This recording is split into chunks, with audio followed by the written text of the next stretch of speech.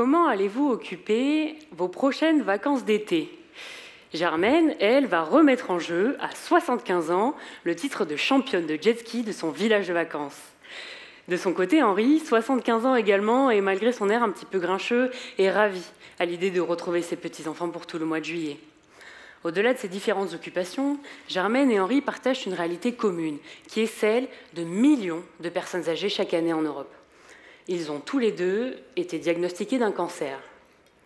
Imaginez à présent que vous êtes les cancérologues de Germaine et d'Henri.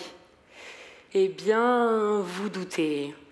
Vous doutez parce que Germaine et Henri ont le même âge et la même maladie, certes, mais ils présentent des états de santé extrêmement différents. Vous doutez quant au traitement à leur proposer, car vous, cancérologues, savez plus que quiconque à quel point les traitements du cancer sont agressifs. Alors bien sûr, vous avez envie qu'Henri soit encore là l'été prochain pour profiter de ses petits-enfants, mais est-il assez robuste pour supporter le traitement standard? Et comment allez-vous annoncer à Germaine qu'elle devra probablement renoncer au jet ski à cause de sa chimiothérapie? Ces questions tournent autour du concept de la fragilité des personnes âgées et de son interaction avec les traitements du cancer. Ça tombe bien, car vos collègues gériatres, qui sont justement les spécialistes des personnes âgées, ont évalué la fragilité de Germaine et d'Henri à l'aide d'échelles scientifiquement validées. Ces échelles mesurent de nombreux paramètres, comme la mobilité, l'autonomie, l'incontinence, la nutrition, la mémoire ou encore l'entourage social. Mais vous, cancérologue, n'êtes pas spécialiste de l'évaluation gériatrique et avez du mal à naviguer entre ces données complexes. Alors, votre doute s'accentue, et il ne vous reste que 74 secondes pour prendre une décision. Rassurez-vous, c'est ici que j'interviens. L'objectif de ma thèse est justement de développer des algorithmes pour quantifier automatiquement la fragilité des personnes âgées au moment de leur diagnostic de cancer et ainsi mieux orienter les traitements. Pour cela, je travaille sur les dossiers médicaux informatisés des patients.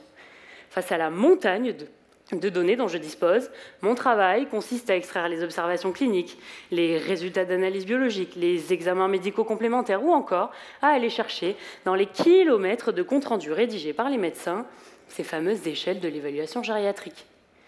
J'agrège ensuite toutes ces données pour vous fournir à vous, cancérologue, une liste claire et concise des points forts et des points faibles de la santé de Germaine et d'Henri.